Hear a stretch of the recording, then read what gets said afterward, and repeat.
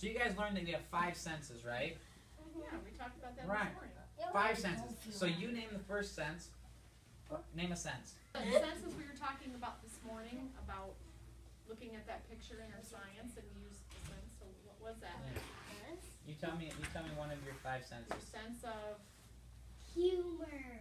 oh, that could be a sense. I like that one. Sense of humor. How about let me help you. The 5 senses. Okay, there you go. Alex, can you name one? The eyes. Yeah, like your sense Oh, of sight. oh. Sense of sight. All right, now Nose. what's that one do? Smells. Smells. Okay. Smelling.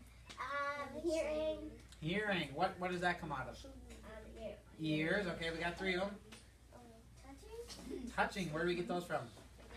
Fingers. And you.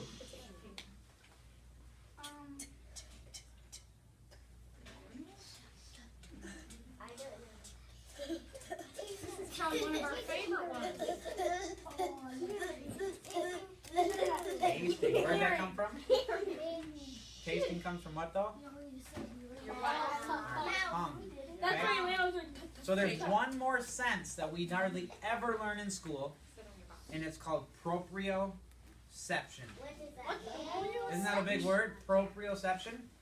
So everybody stand up. We've all been sitting too long, right? Let's stand up. Alright, so what I want you to do is I want you to take your finger. I want you to put it behind your back. Now what I want you to do is I want you to close your eyes and tell me where your finger's at. behind my back.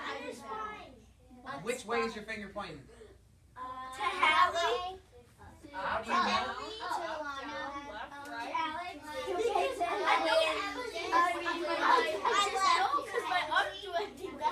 Matthew. So how do we can we taste our finger? No. No. Can we hear our finger? No. Can we smell our finger? Can we hear our finger? No. No. Sometimes. So how do we know where my finger's at? You feel it. You can feel it through proprioception.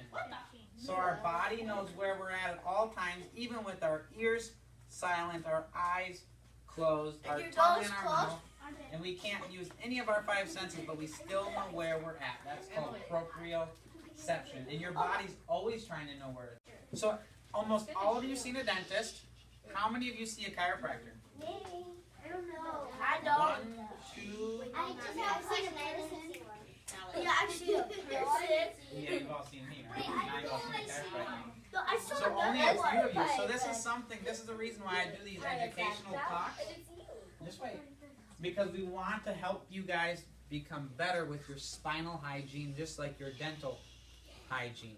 Okay. So I want you guys to really, really work on your posture, and I'm going to send a piece of paper along, so that way you guys can look at this and talk to your parents about it. So that way you guys can work on sitting up straight, and we can work on what we call ergonomics, which is things like sitting in your desk properly, so that way we're not all hunched over it and things like that. Oh, my uncle's hunched Okay. because he can't. Should we try that in our desk? You will be able to do it, and they actually say Try it. that when we sit up straight, we also learn better and we think better. Okay? Just like if you were to think of someone who's really happy, do they look like this? No. Who looks like this? Sad people, right? So our posture affects our emotions and our moods. So we want to stand up straight. We want to be attentive to the teacher, so that way we can learn and our spines will be healthy, okay?